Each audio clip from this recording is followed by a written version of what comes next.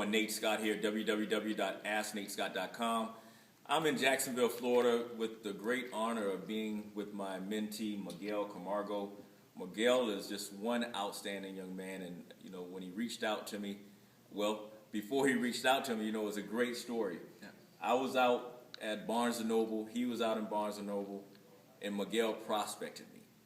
And it was a great moment because I saw a young man that was out there handling his business, and from there it developed into a great relationship. And so tonight I've asked Miguel just to talk to me about what he's gained from my new book, Life is Rich: How to Create Lasting Wealth.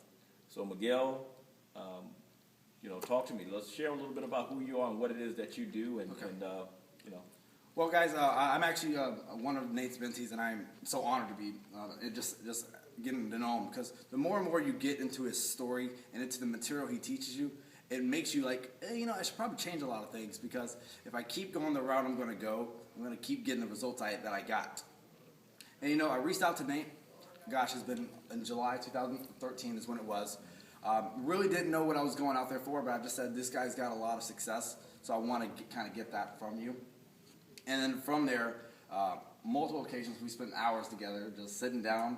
He never asked anything from me, and thank God, I don't know why I'm worthy of it, but I've gained a lot. And just from that perspective, I work with a company called Primerica. My leadership lid has been lifted. John Maxwell says it best: you have to reach up so they can pull you up, right? And I went to somebody that was at a higher leadership lid than myself, and thank you. You've kind of helped me grow. And in that perspective, I would say with your book, hands down one of the best books I've read. And I'm on my 10th and 11th book this year. So I kind of got into the mode, and you inspired me, said, you know what, let me find somebody that has had a story, that has some success, but I didn't know quite the backstory of it. The backstory of, the struggles. I mean, in the book, you'll find out that at a point you were struggling financially, right?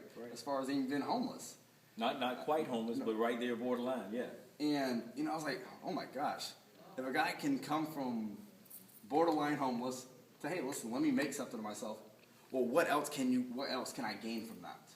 And, you tell your story of being in the financial background, going to war, fighting for, so obviously you've got some character behind you. Right.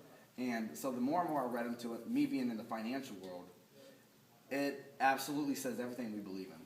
That in today's society, if we don't do something different and actually go make extra income, we're going to be left behind. We're just kind of drowning. And then just the fact of, you didn't come into the network marketing business to recruit. Right. You're not, like you said, you're not the rah-rah guy. I'm the rah-rah kind of guy. I love to get people pumped up. But he's going to give it to you straight. The facts are there. Everything backs it up. And I just appreciate everything you've given me. And everything, get the book. It's going to be released in April. Life is Rich. I actually like the old title too, Beyond the Emotional Charge. I got jacked up because I'm like, guess what? I'm going to be on my emotionals. But absolutely, I want to say thank you for everything you've given me. And it's an honor to even be able to be asked to read your book. Yeah, let me ask you, Miguel. So what are some takeaways for you personally? How... I'm always a so what. I'm up, so what? I'm not about giving you fluff. And so talk to me. Give me some things that you've taken away from. Okay. Well, the fact of giving people the truth and not trying to sweep things under the rug. Right. Because if you sweep things under the rug, eventually you're going to have to lift the rug up and it's going to be dirty still. So when I sit down with clients and I sit down with future teammates or just potential people, is, hey, listen, you've got to wake up. If you don't change what you're doing, and that's what you teach in the book, is you show what's going on in the economy. You show the financial struggles, and even from where you've been, of how they can create extra income in there. And it's creating multiple streams of income. Right. And the fact that you are a true entrepreneur, coming from having the certifications, whether it be the highest standpoint of a degree, that you say a person even without a degree can still be successful in this economy. Yeah. And the biggest thing is simply, West Point and having an MBA in financial planning from Georgetown, what I tell people is that in 1996, the week I graduated from West Point, I was introduced to the world of personal growth and development and entrepreneurship.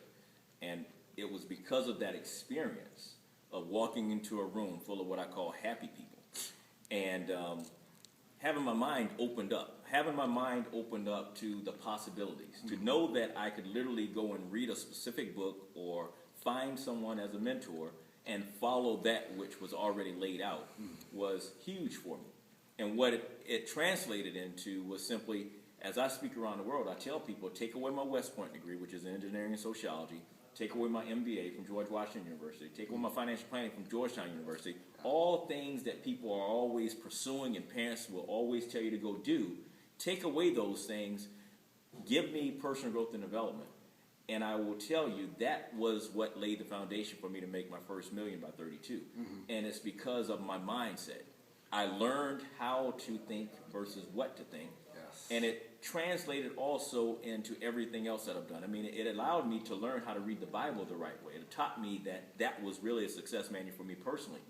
And so, when asked about, why did I write the book? I wrote the book simply because I was speaking to someone, and I said to him, you do a great job of creating culture and excitement, but what are you doing beyond the emotional charge?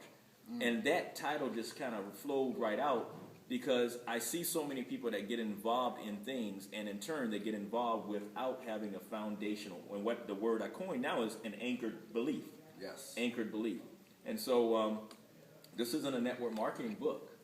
The whole intent of it is simply goes back to the first thing that I open up with, is that I know people that make a lot of money, but what are you doing to create wealth?